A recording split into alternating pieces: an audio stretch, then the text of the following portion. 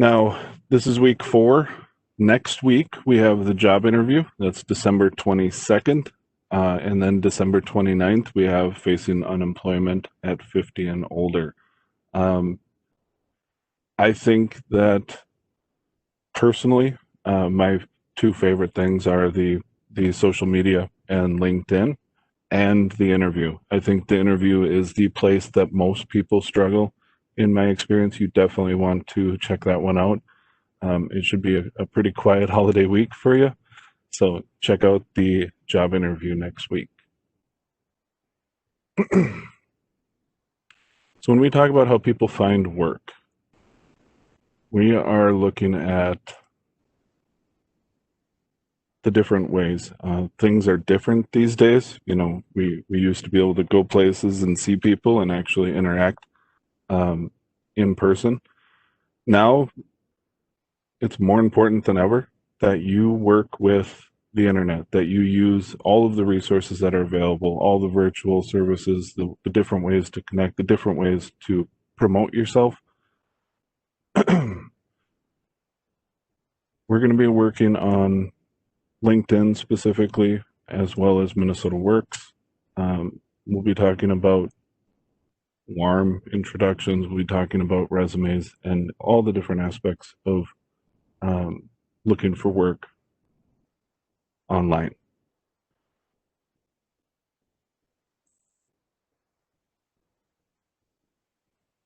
When we talk about jobs and the way that people find work, we're often thinking of the big websites and how important it is to go there and look for work, how much time they spend working on filling out applications and interacting with websites and sitting in front of a computer all day. I want you to think beyond that. Don't think about how much time you spend doing it or how many applications you can fill out. Think about it like quality over quantity. You want to find a very ideal position, one that you're really fired up for, one that you can get behind, one that is more than just a job. When you're dealing with online and you put your resume out there, you're also looking at, you don't know exactly who's going to see the resume. So you need to be more versatile in the resume. Is a little different than the one that you post or directly give to an employer. Now, some of you may have heard of some of these challenges that people face, some of the different things that have happened. Maybe people pretending to be a company and collecting people's names. If something sounds too good to be true, it probably is. Use common sense. Use a verification phone call. Investigate the company. If you find out that they're trying to hire you for a retail position and the employer is in Australia, it might not be a legitimate job.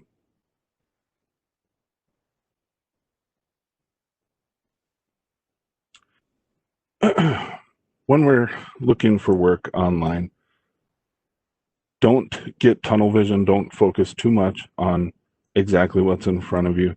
Take a break, step away from it, investigate, come back to it, get another set of eyes on it, talk to your spouse, significant other, children, whatever options you have. Now,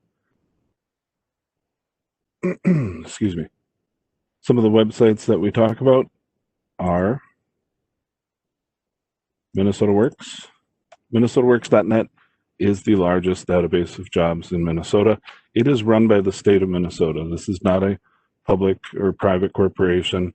This is the state of Minnesota. It's free for both employers and job seekers. You probably signed up for it already to attend the webinar today. It is also a place for you to post your resume and look for work. Employers like free, so it is actually a very good place to find employment. While we're on this screen, Pam, do you have any questions that have come in yet? One person asked, what did you mean by follow up with a phone call on the previous screen? So if something seems too good to be true and you're not real confident that there is a legitimate offer or that you're dealing with a legitimate employer, investigate how to contact the company beyond what you're looking at. So go to Google and search for the employer, find a phone number, and reach out to them to verify, that they're looking for this, that they have a position available in whatever city you're looking to be employed in. It's just an additional step to protect yourself with some of the questionable activities that do occur. Another question? I think it's a little early, but this one was, do I need to upgrade to premium to use LinkedIn properly? Okay. We will cover that when we get to LinkedIn. The short answer is definitely not. Anything else before we move on? I don't think so right now. Okay. So employers, just so you understand, I know MinnesotaWorks.net is kind of an old-fashioned website by today's standards, but from a survey of employers, 66% of employers who posted jobs filled the position through MinnesotaWorks.net. 85% of people who searched for jobs found jobs to apply for, and 47% of those who applied for jobs were contacted for an interview. So there is a lot of opportunity to find employment with MinnesotaWorks.net. Let me check something really quick.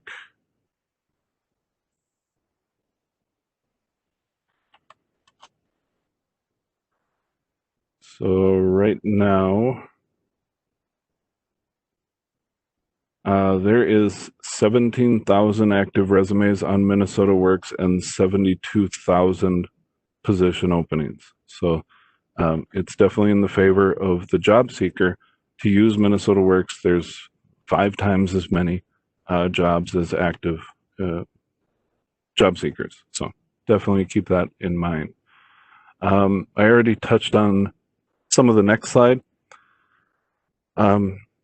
Job search, job board addiction, spending too much time staring at the internet and hoping to get results by just hammering away at quantity, doing 40 job applications a week. And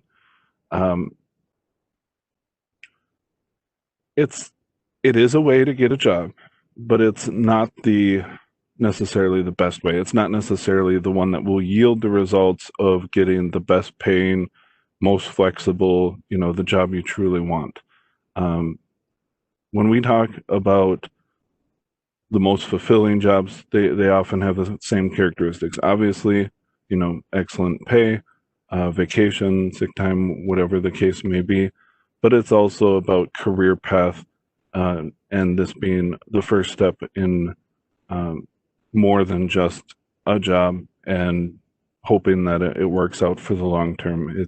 It's turning that job into a career, being able to go from working the floor as a cashier, moving into supervisory or leadership position, maybe help with training or education, all kinds of different things that can really benefit you.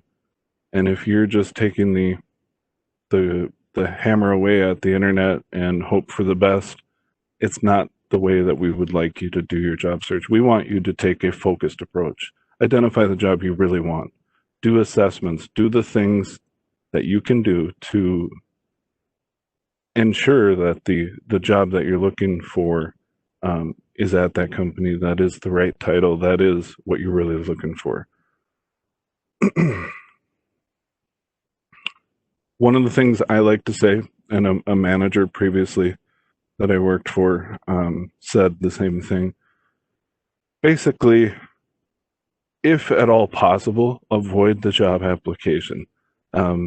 You want to interact with people. You want to network. You want to make those meaningful connections. You want to have a conversation with the hiring manager before you fill out an application. That's the ideal way for most people. It helps you to avoid wasting your time, putting your information out there 30, 40 times before getting any results. There's a lot of different things that you can do. How are we doing on questions for Minnesota Works and job search now? I have one for someone who moved out of state. Does MinnesotaWorks.net include virtual positions? If not, can you recommend where I might look here in Minnesota or New Mexico? So the one that I would recommend is LinkedIn. I will cover that in a little bit, but they do have available for remote as one of the options for types of jobs. Okay, and then I have one. I think this ties into the follow-up phone call that you were talking about. Are there any reverse? There's so many reverse lookups for Google. Is there one better than the other? One that you would recommend? I'm sorry, can you repeat that? With reverse lookup to try and find somebody's phone number, a lot of those you have to sign up for. Are there any that you know of that you don't have to sign up for? I wouldn't waste my time trying to find someone's phone number if there wasn't a direct way. If you can't find them with a quick Google search or, if they're a connection on LinkedIn and they haven't posted it, I'd move on to something else. Ideally, you're talking to someone who may know them and be able to do a warm introduction and connect you with that individual. But beyond that, trying to find usually through a pay website, I think your results are not worth the time or money. Anything else? One last one. How do you ascertain who the hiring manager is if it's not listed in the job posting? You could basically by what department you're in. If you're in HR and you're looking for an HR position, then you'd be looking for the manager of HR in theory. We will talk a little bit about good job postings and bad job postings. And basically, if you don't know who the hiring manager is, I would call that a bad job posting and invest the equivalent amount of effort in those. It's important to balance your work and balance your decision making and what you put your effort into with the amount of results that you get from that. So, all right, we will move on. So when we talk about networking it's easy to say, it's hard to visualize. This image in front of you should be a pretty good representation of what networking really comes down to. When we talk about you don't even know the person who has the perfect job for you, but you probably know someone, or you know someone who knows someone, etc. There's I think it's a myth or legend about 7 degrees of separation. Basically, if you know someone and they know someone, and in this scenario here, we have 4 degrees of separation. If you go to 6 or 7, you actually would know everyone or be connected to everyone on Earth. And I know that's hard to believe, but it grows so fast. If each person knows 200 people, then 200 times 200 times 200.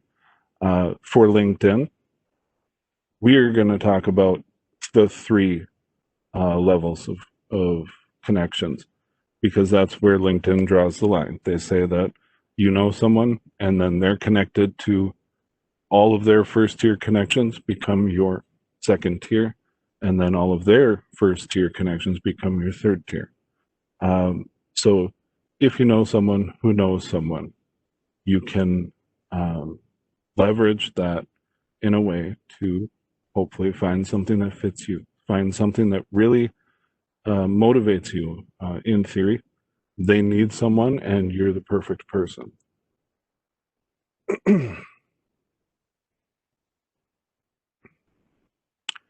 I would like to know how many people you think the average person knows.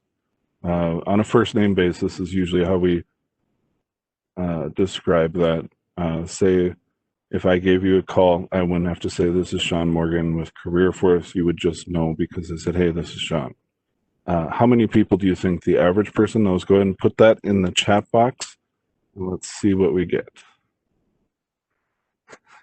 Okay, that's a lot of activity. Good participation, guys. I'm seeing everything from like 25 to 700 to, I think someone said 3,000. The actual number is, on average, it is 300. The average person knows 300 people. So if you take this example of knowing someone who knows someone, you can easily get to thousands of people that could potentially have insights into job opportunities that you'd be interested in.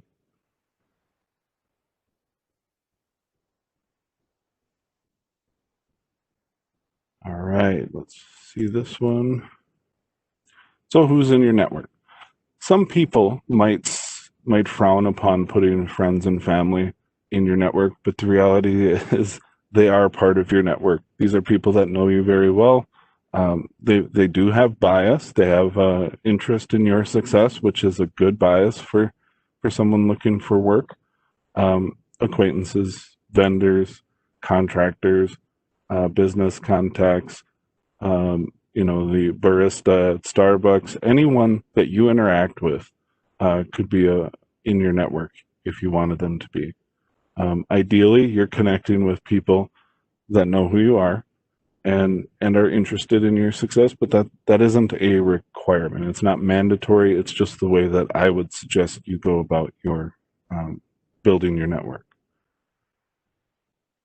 In this climate, with the current situation in the world, you do want to think outside the box. You want to broaden your network in any way you can. You're not going to be going to a lot of events. You're not going to be interacting with people in person.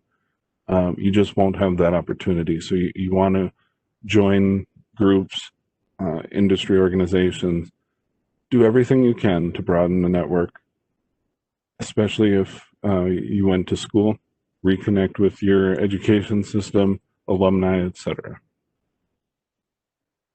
Don't forget that your contact, your network, grows your network. So you, just because you know your former manager at 3M doesn't mean that someone he could introduce you to couldn't be part of your network. Take every opportunity, communicate, put forth the effort. You really do get what you put into it out of networking.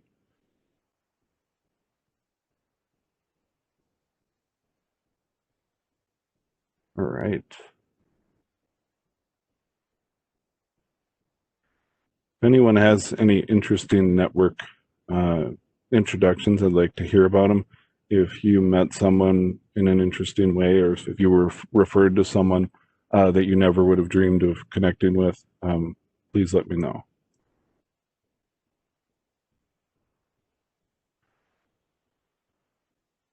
Making contact with employers.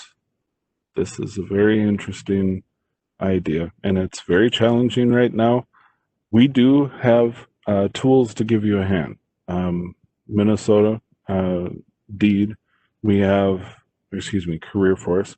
We have networking events. We have employer, what do we call it?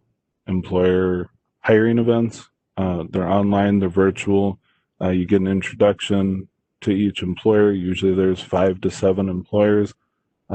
And then the employer will go into some conversation about or presentation about what they do as a company and what they're interested in hiring for. And then you get the opportunity to connect with them, to communicate with them, and hopefully find a position that suits you. Stay positive, and that can't be overstated. Now that we're often sitting home alone, not going to work, not going to career force locations, not being able to interact with people. Stay positive. Take an occasional break. Make sure that you're mentally focused on what you're trying to accomplish, and stay in the right frame of mind. People want to hire people that bring positivity to the workplace. When you make contact with an employer, remember you're making a connection. You're networking. You're not seeking charity. You're not just looking for what they can do for you. Take a step back and make the connection before you ask for something or before you tell them what you offer them.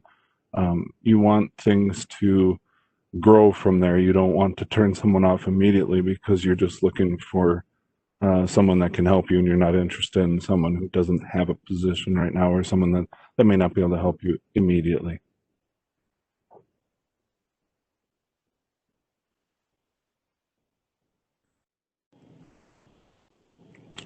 All right.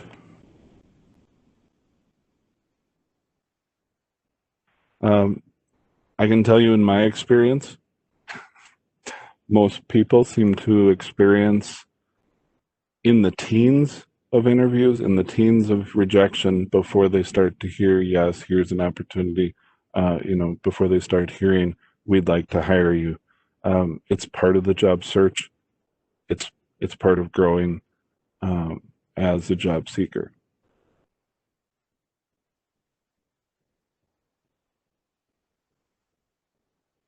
All right.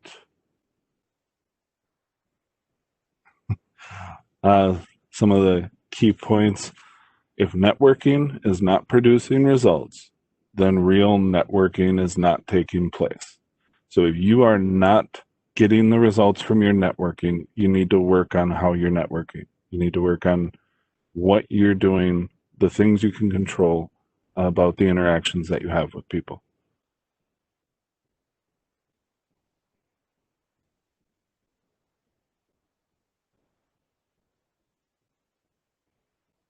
All right. It's never been more important than now. You're going to do a lot of telephone, a lot of virtual interactions. Make sure you know why you're calling. Make sure it doesn't just linger or hang or have awkward pauses. Prepare yourself an outline. Have a bullet point list of what you need to talk about. Practice out loud on your own. Having a script helps immensely. Dress well. It makes you feel more confident, more prepared, better able to communicate. You project better. It really does help your communication. Smile. Yep, we can hear you smile over the phone. So remember to smile even when talking on the phone.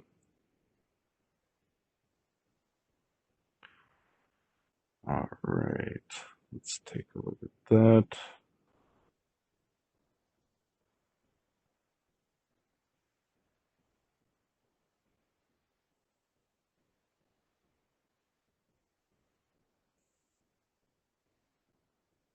So if you can hear me, if you're having concerns about the chat, you can grow the chat window, expand it, go to the edge, it turns into a double-sided arrow, be able to expand it and see more of the chat.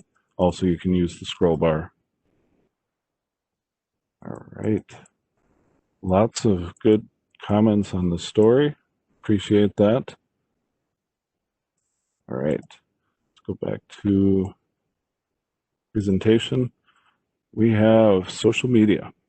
So we're starting to get into the stuff I get a little fired up for. LinkedIn is social media, but it is the one that is designed and intended for professionals. It's the one that if you connect with someone and you're interested in dating them, they're going to disconnect from you. It needs to come off as professional. If you wouldn't do it at work, don't do it on LinkedIn. If you are in job search, we recommend that you clean up all of your social media. Do your best to refrain from pictures that might be questionable or posts that might be hot topics or difficult for employers to put themselves in that situation. Almost all employers, I know the slide says 80%, the ones that didn't say they do it are misleading you or don't realize that they are. Everyone is going to do a little investigation. There's too much information available on social media for an employer to just ignore it. LinkedIn is professional networking site. You can have up to 5,000 connections. Obviously, you're human. It's unlikely you could manage that many people. Use a spreadsheet if you have that many people in your network. One of the books I recommend is the 20-minute networking meeting. It's a very good system for growing your network and interacting with people and communicating and managing your network. Basically, the summary of it is commit people to a 20-minute networking meeting. You're telling them exactly how long it is, what you're going to talk about. You go through your talking points, you prepare them in advance, and you maintain a spreadsheet of your connections so that you have information at a moment's notice if you had to interact with any of them or wanted to communicate with any of them. Obviously, be careful about what you post online. You should also be searching for yourself. You should look at what Google says about you. In my case, Sean Morgan is also the name of the lead singer of a rock band. So if someone searched for me and they got, him throwing a TV through a window at a hotel and they thought it was me, that could be a concern. What you put out there, you want to make sure that you're pointing them in the right direction, that they are seeing you at every step. That's why we put our email address on our resume. We put our LinkedIn profile link on our resume. We put it on our business card. We make sure that when they go online, they're looking at us. They're getting our information. All right. Questions, Pam? Okay, we've got a few here. A couple of people have posted about government positions and how hard it is to connect with the hiring manager. How do you recommend that they find their name and contact info? The short answer is the government is a little bit different. They're going to have stricter guidelines on the interactions that potential employees can have with managers. They're going to have concerns about bias. They're going to have concerns about following, all the letter of the law and the different aspects of it. If beyond a phone call or internet search, anything further than a 5 or 10 minute investigation, don't waste your time. What I do recommend though is if you want to work for, let's say, Anoka County, and you apply, you get to an interview and they say it didn't work out, sorry, we went with another candidate. Apply at every opportunity. You're making connections. Every time you go in there for an interview, they get to know you a little better. It makes a difference. A lot of employers like to see tenacity. They want to see you show interest in their company or organization. And with the government, it might be the only way you find that inside information to be better prepared for the next opportunity. All right. Okay, and the next one, this person found that their network is more of a disadvantage rather than an advantage. How would you recommend they overcome that obstacle? The network is not a disadvantage unless they're actively doing things to impede your progress. So the solution is to grow your network. If someone is a negative influence on you, if someone is posting inappropriate things, disconnect from them. If you're on LinkedIn, you can unfollow them. But if they actively impede your networking, or your opportunities for employment or professional growth, however you want to look at it, you shouldn't include them in your network.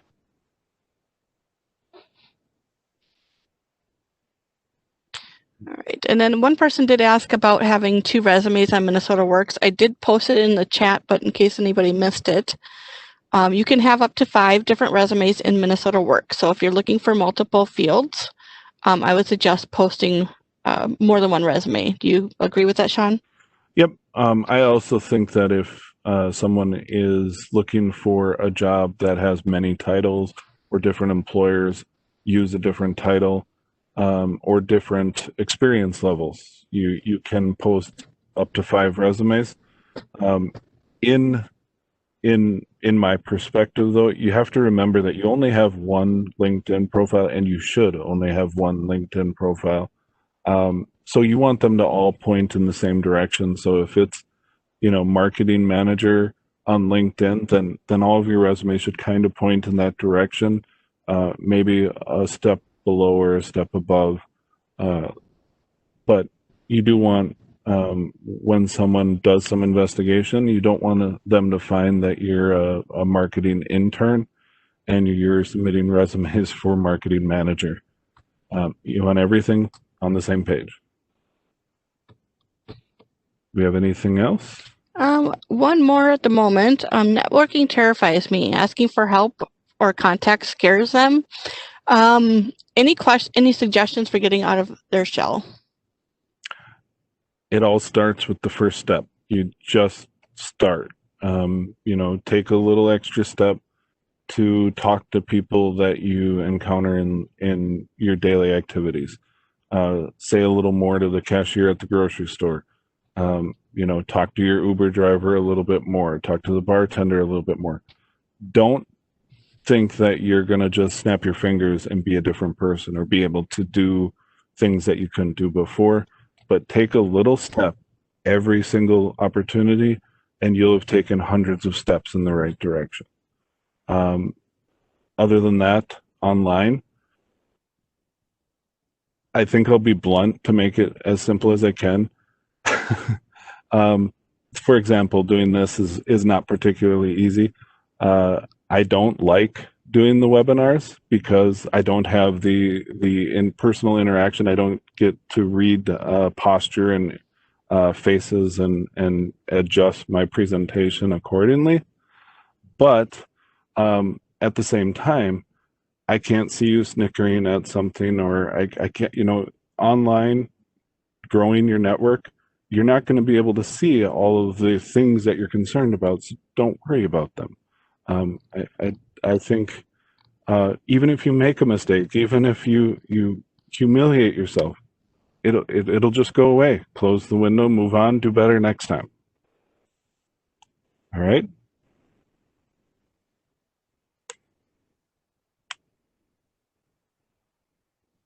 Is that it, Pam? I think for now. Okay. All right. So some of the things on LinkedIn. Number one, you need a LinkedIn profile. Go to linkedin.com, get set up. Your LinkedIn profile doesn't have to be perfect. Don't think that you're going to go to LinkedIn and work on it for 8 hours and have a perfect profile, turn it on, and the world is going to be a different place. Instead, put the information in there, connect with the people you know, connect with people that you've worked with, people that your friends and family, the people that were at your school or past employers. Just keep adding people.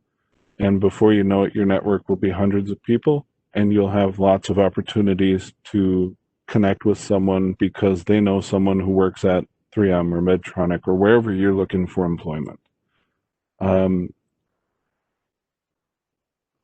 LinkedIn does have some new features that are very helpful.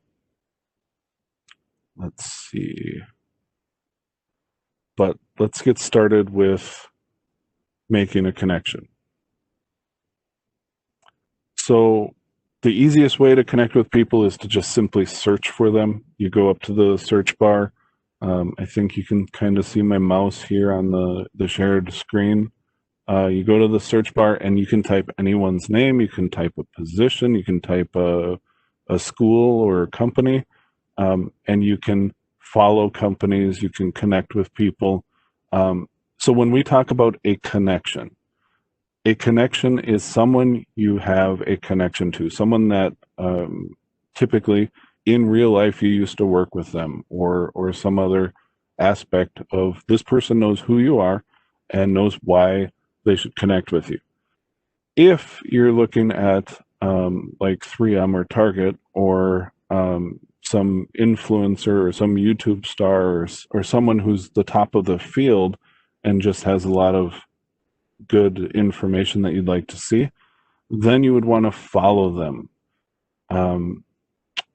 So you can always find that. Let's go to the next slide here. So if you search for, in this case, Saturn Systems,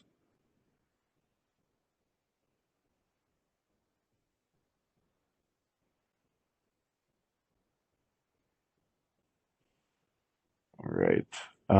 So if you search for Saturn Systems, you're going to find a list of things you can click. One of them should be the employer you're looking for. In this case, you can see visit the website. You can see the the employees that are connected to this employer on LinkedIn.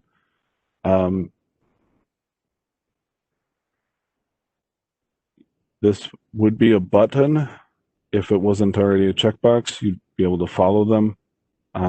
So let's tackle some questions now. What do you got for me, Pam? Okay, so can you tell them what employers at LinkedIn are looking forward to seeing on your profile, something that would optimize a good first impression?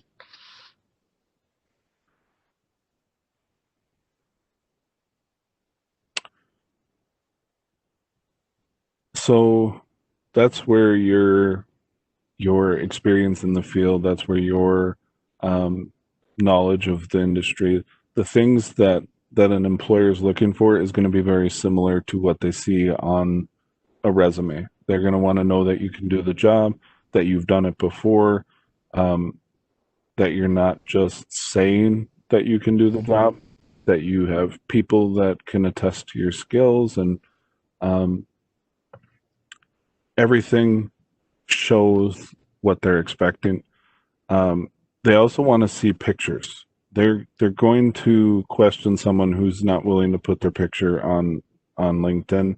They want to see the same face that comes in for an interview. So we're human. We're attracted to faces and smiles and eyes, and we like to read people.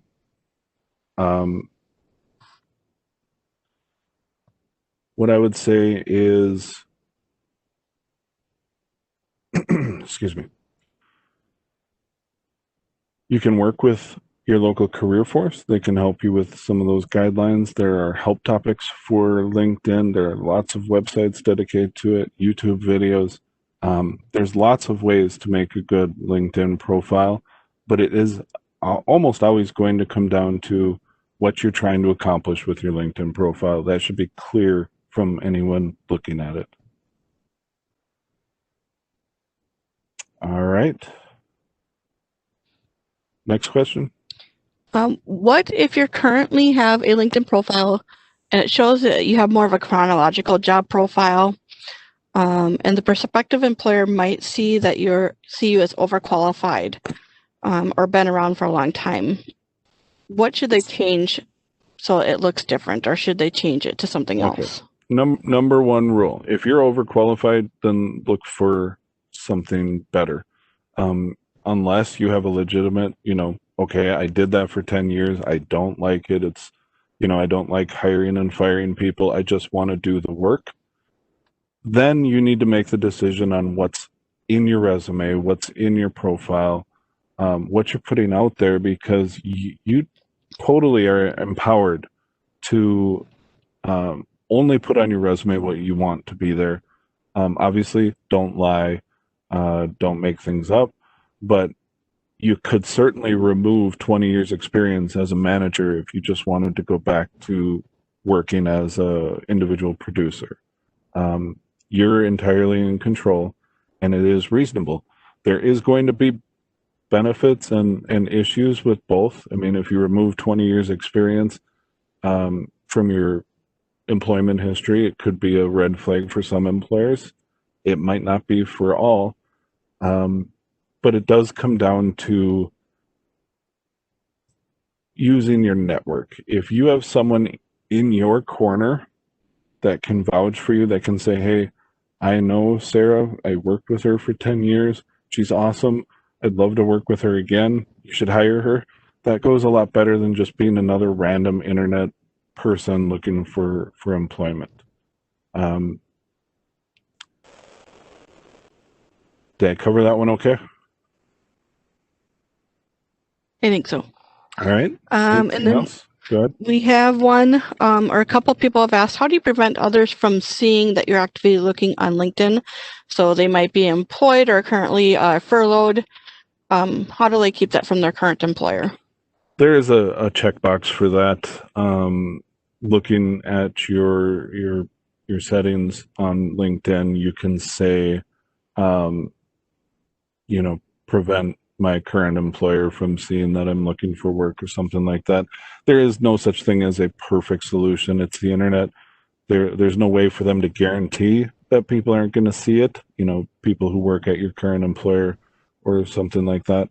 But it does make it a little bit more likely that it'll stay quiet. I do have to tell you, speaking as someone who's hired and fired people in the past and dealing with the office politics, if you're looking for work, your employer most often knows it. They can sense it. They can feel you're unhappy. Um, you know, be productive at work, do your job, do the things you're supposed to do, and do the best you can to look for work as well. Don't don't worry so much about the cloak and dagger of hiding it. Anything else for now? Let's say you don't know anyone on LinkedIn, or the people you do know, you don't want to connect with. How do you find more positive people, or the right groups of people that you would like to connect with? I would say connect with people unless you have. Basically, the rule is connect to people you worked with unless you have a specific reason not to. If you interacted with them and they were yelling and there was bad blood between you and you don't want to connect with them, that's fine. But for the most part, we have acquaintances. We have people that we barely interact with on a regular basis that would be happy to be connected with us.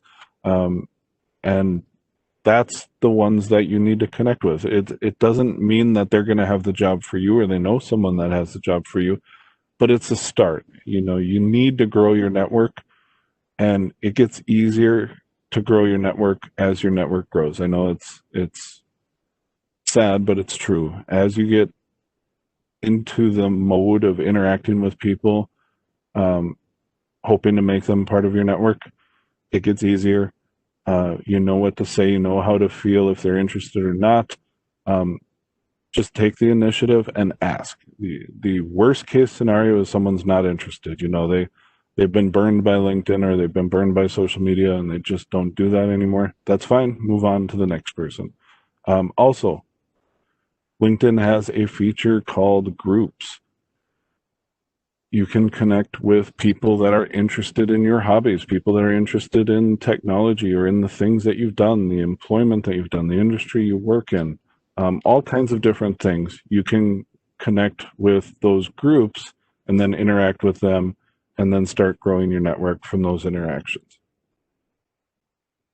And for groups, you just have to search for it. So if you were interested in photography, you would just go up to the search bar and click search photography, and then it'd show you a list of things. One of them would be to see more groups, and then you could connect to the groups related to whatever interest you have. It could be photography in Minnesota. It could be photography, the biggest groups available, the world stage, National Geographic, whatever the case is. There are literally millions of groups on LinkedIn. All right, I think we'll move on with the presentation. We'll come back to questions again before the end. We got about 13 minutes left. So here's the example of what you see if you search for people. You're able to see all of these people. Now, there is a bug in LinkedIn. Clicking connect will often just send them a request to connect. That's not how I want you to connect with people. I want you to click on their name and go to their actual page and then click on connect, because it'll pop up and it'll say, hey, LinkedIn members are far more likely to connect with people if they add a personalized note. You can write up to 300 characters. Basically, excuse me. Basically, when you do this, you're writing to remind them who you are, how they know you, and why they should connect with you. You are not writing a personal note to say, hey, I'm desperate for a job. My unemployment ran out. Please help. No, you're just making a connection for your network.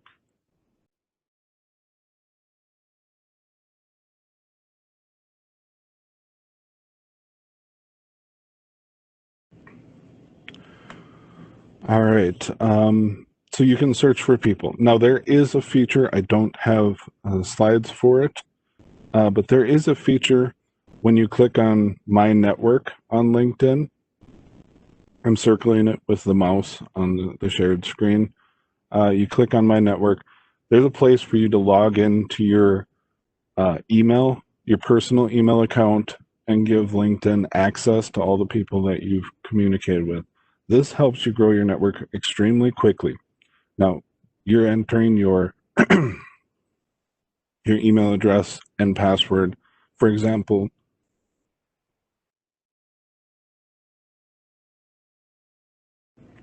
excuse me, I hope I was muted. You would enter, for Gmail, you'd be entering your email address and password for Gmail as if you were at the Gmail website. And then LinkedIn is going to go in and see all the people that you've emailed. All of your email providers remember this information so that you can easily communicate with people. I've done it for years. I can say that it's been a very useful tool for me, but it's up to you. If you're not comfortable with doing that, don't do it.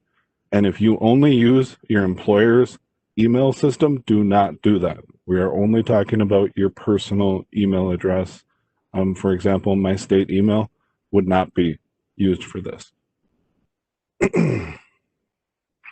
But then it will give you suggestions based on the people you've emailed. No person will automatically become a connection.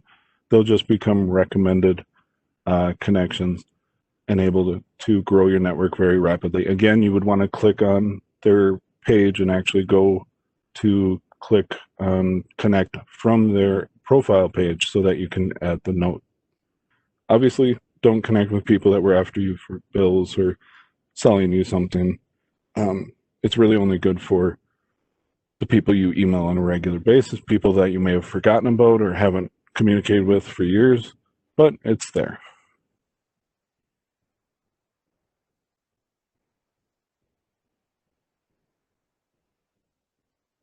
All right, let's see. So again, I'll ask for questions. Just remember job search methods, minnesotaworks.net, networking, phone call connections, role of social media. If you have any questions on these, put them in the chat. And then we will, you have a question, Pam? There's a question about resumes. Can employers on LinkedIn review resumes? Review them? Yes, employers can see resumes if you have them on your LinkedIn profile. Ideally, you're not going to have a resume necessarily on LinkedIn or posted or as part of your media. You're going to cater your resume to every opportunity. So if you're submitting a resume to Target, it's probably a different resume than you'd submit to Walmart. Even though you're applying for the same job in the same industry, you want to make sure that you're doing the best you can to match what their expectations are from that employer. The specific wording that they use in their job description, you want to use that in your resume, and it will vary a little bit within different employers. Okay, and then a few folks looks like they're struggling when they change fields. How do you recommend that they get more context in their field that they're looking into? One person is working remote, so they really don't have any relevant professional contacts. Well, I need you to redefine your relevant professional contacts, because in order to perform the job that you have working remote, you have to have professional interactions with people virtually, on the phone, email, etc. Where just because you don't know this person face to face, you haven't seen their face, you don't know them that well, you interact with them on a regular basis, they're part of your network. It is the way it is, and it's actually the way it is for a lot of people these days, with more than half of the country working from home. Don't be so picky is another piece of advice. You can always remove connections if they don't work out. I can tell you from my personal experience, I try to be open to people, even people that don't follow my guidelines. You know, someone sends me an invitation to connect, and I might accept it. Usually, when I'm talking about LinkedIn, when I'm teaching people, I want you to connect with people that you know, that you have a specific reason for connecting with, someone that you bought coffee from, or you used to work with for 10 years, or you went to school with 20 years ago. Whatever the case is, you have a real life reason for connecting with them.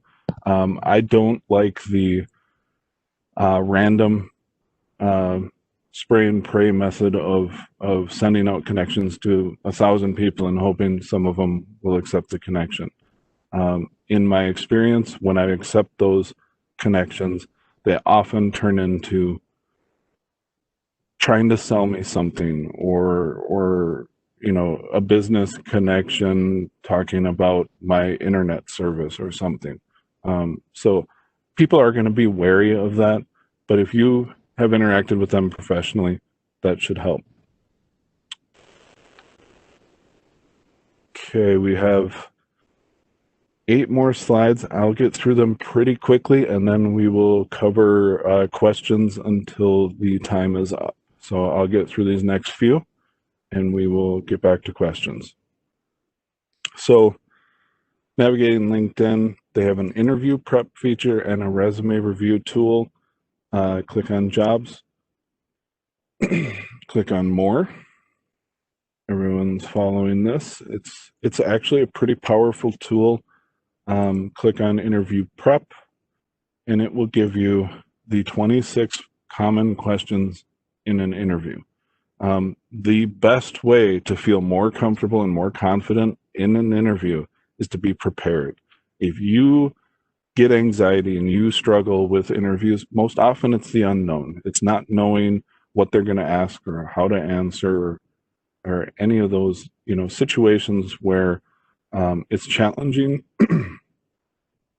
But if you take the time to look at the questions, to think about a story, to try and communicate what they're looking for in these questions, not only do they give you the opportunity to answer the questions,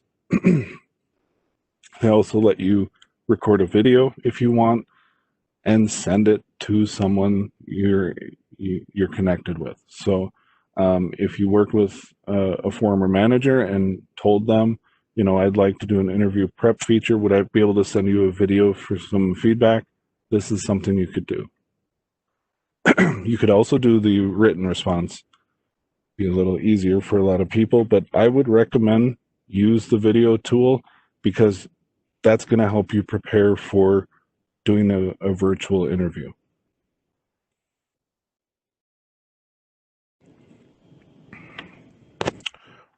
All right, we got a couple more.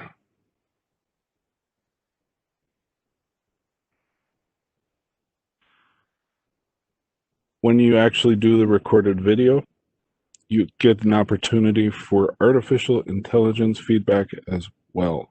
So that's a powerful tool.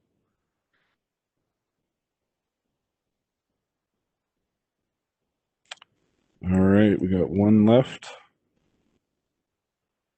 So you can do the request your feedback. I got through all that in the first few slides. Just to recap, you can do the interview questions, you can practice, you can have an artificial intelligence take a look at it, or you could send it to someone for feedback. LinkedIn Premium question, let's cover that quickly. LinkedIn Premium is not for you.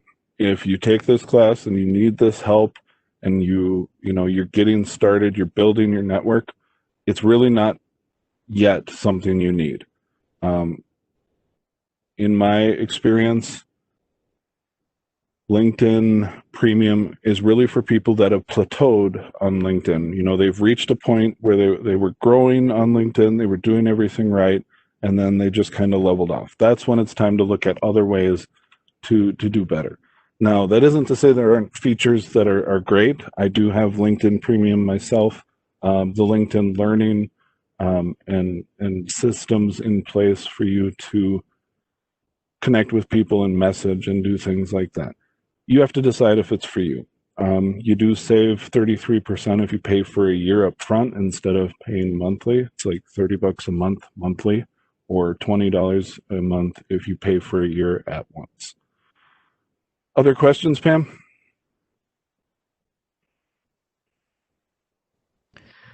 Someone just posted how to connect with people. How do you connect with people without messaging, which is a premium feature? You would send them a connection request and add the personal note reminding them why you want to connect and how they know you. You don't need premium for that. Okay. Next, we have someone who's an older worker looking for entry-level positions in a new area of companies, and would LinkedIn make sense for them? They don't have an account right now. LinkedIn makes sense for everyone, and I can tell you from my experience, there are a lot of retired people staying connected with colleagues and friends on LinkedIn. There's a lot of interesting articles, a lot of good information on there. It's useful for everyone. How much you use it, how much networking you do, that can vary, but I certainly recommend it for everyone. Let's take one more question and then we will be done. I had a couple of people ask about how to filter jobs. They're getting jobs in areas that they don't live, either out of state or in northern Minnesota and not in the metro area.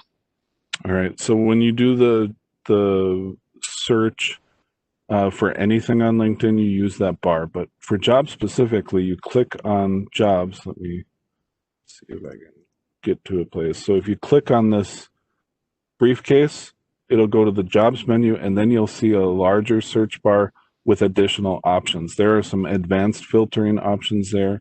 I recommend search for the greater Minneapolis, Twin Cities area as the minimum search range.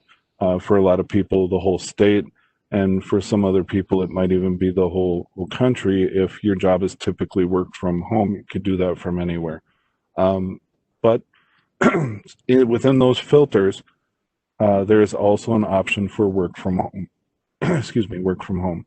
Well, thank you all for joining us today. You've been a great group, lots of questions, lots of interaction.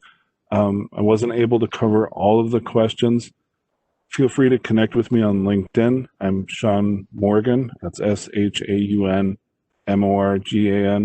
and I work at CareerForce. So thank you all and have a great rest of your day.